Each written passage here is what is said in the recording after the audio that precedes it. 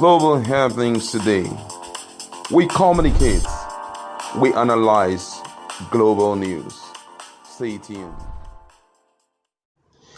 Hello beautiful people, welcome back to Global Happenings Today YouTube channel. With the increment of fuel, removal of fuel subsidy, Nigerians are going through quite a serious, tough moments of times. Don't forget that when it comes to the issue of removal of fuel subsidy, Peter Obi championed that case simply because he had an alternative route of palliative that will help cushion the effect. Of course, Bola Tinubu's cushioning effect palliative have little or nothing or little or no effect on Nigerians, as Nigerians are still feeling the bite of this fuel subsidy removal. Nigerians abroad, Nigerians in diaspora, one or two Nigerians who understand the dynamics of economy, saying that they're going to be having a situation in our hands and judging the fact that it looks like this is probably all that they have got to offer with the issue of palliative, have advised the president on what to do now before the situation goes haywire.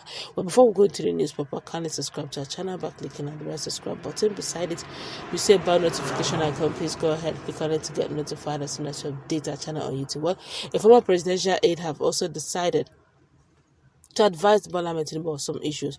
Omokri stated that if he were to be Tinubu, he would introduce heavy taxes that would make foreign companies such as MTN and ShopRite to leave Nigeria so that indigenous businesses can take over the market.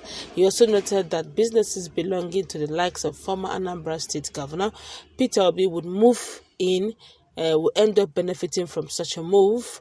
He also spoke further by saying that he would offer huge interest-free loans to Innocent Vehicle Manufacturing Company, IVM, and ban all ministry, departments, agency, or all parastatals of the federal government from using any other cars except IVM. Speaking on agriculture, Onkre opined that he would appeal to the state governors to offer free land to any Nigerian citizen interested in farming and also free fertilizer and seedlings to do that. He also said, if I were to be President Tinubu, I would introduce some heavy killer taxes that would drive MTN, DSTV, and ShopRite out of Nigeria to be replaced by Nigerian-owned businesses. Someone like Peter Obi can take over from ShopRite with his Nest, then Otumba Mike Adenuga can be supported to buy MTN Nigeria's assets. And why must we watch DSTV? Let us watch Arise channels and so on and so forth. I will also invite Airpeace to Aso Rock and ask him to consider being Nigeria's national carrier. They can remain private but must change their name to Nigerian Airpeace. Once they agree, I will tax foreign airlines and give them a rebate. And within 4 years, they will overtake Ethiopian Airlines as Africa's biggest and most successful airline. I will order the Central Bank of Nigeria to grant huge interest-free loans to Innocent Vehicle Manufacturing Company and order my industry minister to relocate to Nnewi to help them expand their facilities. Then I, as a president, I will use bulletproof IVM cars, that's Innocent IVM cars, and then place the mother of all taxes on foreign vehicles whilst banning any ministry, department, agency, or parastatal of the federal government from using any other car except IVM. I was a presidential spokesman with access to the president. We were given economic data that shows how vulnerable Nigeria is to so-called foreign investors. The money that leaves Nigeria through exploitative investment is more than the FDI that flows into Nigeria. The largest source of foreign exchange into Nigeria are Nigerians in the diaspora. And to encourage them to send more money to Nigeria, I would suggest President Tinubu spearheads the initiative to give them the right to vote. Finally, I will convene a National Economic Council meeting to appeal to the 36 state governors to give free lands to any Nigerian citizen resident in Nigeria and resident in their state for the sole purpose of farming, whether small or large-scale agriculture. Once you start your farm and the Ministry of Agriculture inspects it, you get free seeds and seedlings of your choice, free fertilizers along with a grant of 250,000 naira, which you will not need to repay except you abandon your farm. If we take these steps and others, the value of naira will skyrocket and the federal government will immediately have the financial wherewithal to pay its workers 75,000 naira per annum for minimum wage. Wow, this some persons will say, hey, Rana Onkri, we know him, he has not. No. This is a case of, if you don't like Rana Onkri that much, you can ignore the messenger. But you see, the message is very important. Rana Onkri hit this one, bass. He hit this one, boss. If I've never clapped for Rana Onkri before, I give him bossa on this one. He is on point on this one. Because the truth be told, some of these monies that these guys get, it doesn't come to us. Some of them, some of their employers, that they keep shouting when investors come in, they're going to bring in investment. At the end of the day, our staff will enjoy, our Nigerians will be employed. Just give enabling environment. Nigerians too can. Look, we have big boys in this environment. We have big boys in this country, and our diasporan people wants to just make sure that the security network in Nigeria is tight. There's no insecurity, no kidnapping, no form of banditry.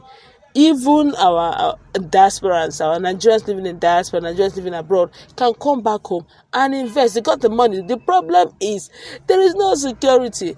Now, government policies today changing from time to time, which is not economically friendly, and it's not even SME friendly. That's small and medium scale industries don't benefit so much. Look at what is going on with the increment of fuel in Nigeria. One of the worst hits of some of these policies that are changing is the small scale and medium scale companies, industries that are not having enough money to do the needful.